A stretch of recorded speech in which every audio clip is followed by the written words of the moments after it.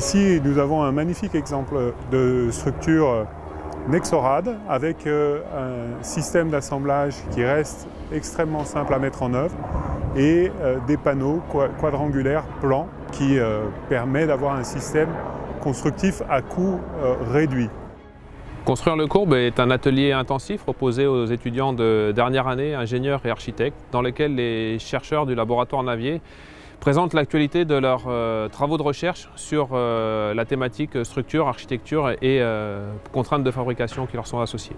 Dans l'atelier Construire le courbe, on expérimente une pédagogie par projet à grande échelle, dans le sens où un groupe de 30 étudiants travaille au même objectif, la réalisation d'un pavillon, avec leurs propres mains et à leur échelle. Ils sont séparés durant les 2 premières journées dans des petits ateliers qui concourent tous en fait à la réussite de l'objectif final. La semaine s'est structurée autour d'un grand équipement de l'école qui est la halle de fabrication robotisée de la plateforme Building du Co-Innovation Lab. L'objectif de cette semaine, c'était d'inclure les étudiants dans un process technologique de fabrication. Ce process a été étudié et calibré en amont avec nos partenaires industriels. Et ça permet aux étudiants de voir tous les aspects de la fabrication d'un bâtiment, de la conception à la réalisation.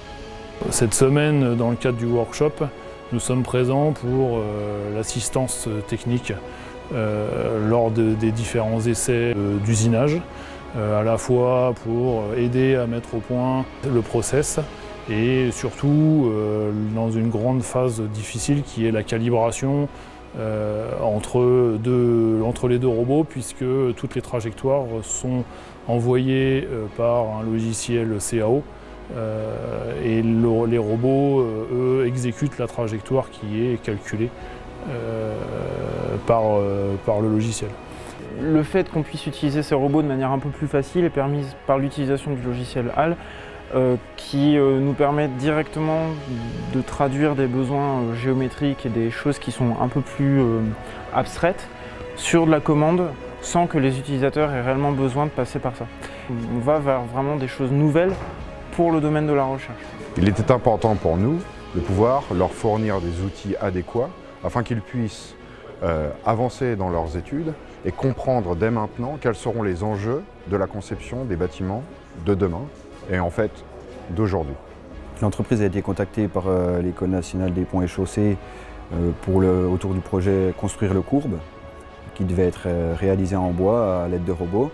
Ce partenariat est très enrichissant pour nous puisqu'on rencontre directement les intervenants d'ABB Robotics, par exemple, les fournisseurs de robots, ou de Wurtz au niveau des assemblages bois, mais également les élèves ingénieurs qui ont des cursus divers comme l'architecture ou l'ingénierie pure. Et ce mélange des genres est très enrichissant à titre personnel et au niveau de l'entreprise, il nous apporte la découverte de milieux différents d'une autre. Nous participons à ce workshop où l'objectif pour nous est de donner des repères aux étudiants, leur permettant de mieux appréhender les systèmes d'assemblage qui sont nécessaires à la construction, notamment dans ce workshop.